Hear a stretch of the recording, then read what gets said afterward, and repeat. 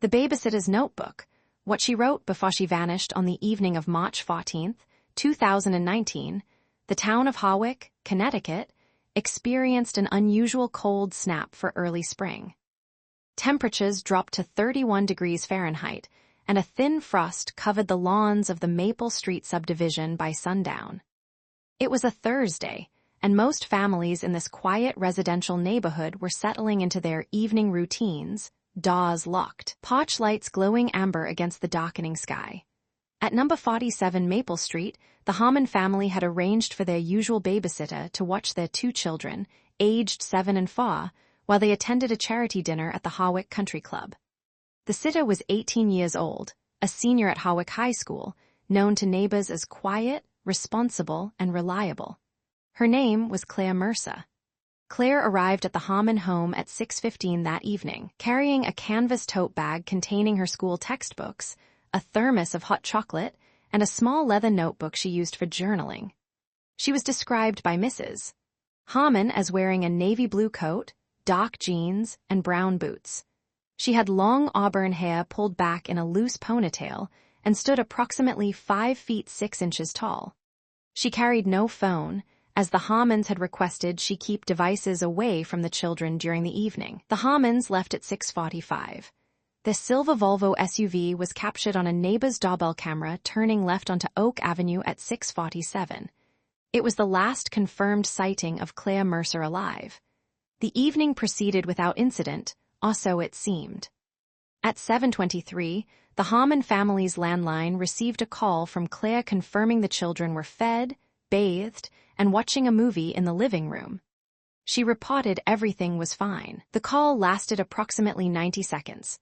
At 8:15, a passing delivery driver noticed the front porch light of 47 Maple Street was on, and the living room window displayed the blue glow of a television. He saw no movement inside. At 9:30, Mrs. Harmon attempted to call the home phone to check in. There was no answer. She called again at 9:45. Again, no answer. At 10:15, the Harmons returned home to find the front door unlocked, the living room television still playing, and their two children asleep on the couch. Claire Mercer was gone. Her canvas tote bag remained on the kitchen counter, her textbooks still inside, but the small leather notebook was missing. The Hawick Police Department responded at 10:31 that evening. Officer David Rennie was the first to arrive, followed by Detective Sandra Whitmore. The scene, as Rennie would later describe in his report, presented no signs of struggle. The kitchen was tidy. The children's bedrooms were in order. Claire's jacket still hung on the coat rack by the front door. Her boots sat neatly beside the welcome mat. What disturbed investigators most was the stillness. The house felt occupied but empty, as though its occupants had simply stepped out and never returned. The investigation began with the obvious questions. Claire Mercer had no history of running away, no known conflicts, no digital footprint suggesting she had planned to leave. Her social media accounts showed no unusual activity in the days leading to March 14th. Her bank account, examined later, revealed no recent withdrawals or unusual transactions. She was described by teachers and friends as grounded, ambitious, with plans to attend nursing school in the fall. Her last known communication remained the 9:23 phone call to the Harmons, but it was what happened before that call that would consume the investigation for months. At 7:42, a neighbor named Margaret Hale, who lived directly across the street, reported seeing a figure standing on the Harmon property's perimeter, near the fence separating the backyard from the alleyway. The figure was described as male, wearing a dark hooded sweatshirt, and standing motionless for several minutes before walking away towards Cedar Lane. Mrs. Hale assumed it was a parent from the neighborhood and paid little attention at the time. She would not recall this detail until 2 weeks later, when detectives canvassed the street a second time. The case might have stalled there, were it not for an item that would later become central to the investigation, the leather notebook. Claire Mercer kept journals throughout her adolescence. Her mother, Patricia Mercer, would later tell detectives that her daughter wrote in them nearly every day, recording observations about her life, her hopes, and her fears. The notebook missing from the Harmon home was not an ordinary diary. It was, according to Mrs. Mercer, the one Claire used to record things she observed during her babysitting jobs, the small details of other people's homes, the routines of the families she worked for, the names of pets and favorite foods and bedtimes. Claire had been building these records for over 2 years. There were approximately 40 entries, spanning 3 families. Detective Whitmore would later testify that the notebook's contents were peculiar, though not immediately alarming.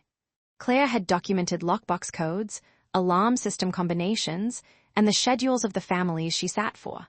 Some entries included floor plans sketched from memory. The notebook read less like a teenager's diary and more like a reconnaissance log. The question that haunted the investigation was simple. Why? Claire Mercer never revealed her reasons to anyone. She never disclosed the notebook's existence to the families she sat for. And on the night of March 14th, she vanished without a trace. The investigation uncovered no cellular pings, no credit card transactions, no sightings after 7:42 that evening. No body was ever found. No remains. No forensic evidence linking Claire to any location beyond the Harmon home at 6:15 on the evening of March 14th, 2019. Her case remains open in the Hawick Police Department. The leather notebook has never been recovered. In the years since, Hawick has tried to move forward. The Maple Street subdivision has new families, new children, new porch lights. But number 47 remains unsold, standing empty on a street where neighbors still glance at driveways and alleys with a quiet, lingering suspicion. And somewhere, the question persists. What did Claire Mercer know? What had she seen in those other homes, in those other families, that she felt compelled to record in such careful detail? And on the night she disappeared, was she writing about someone who was watching her? The notebook was never found.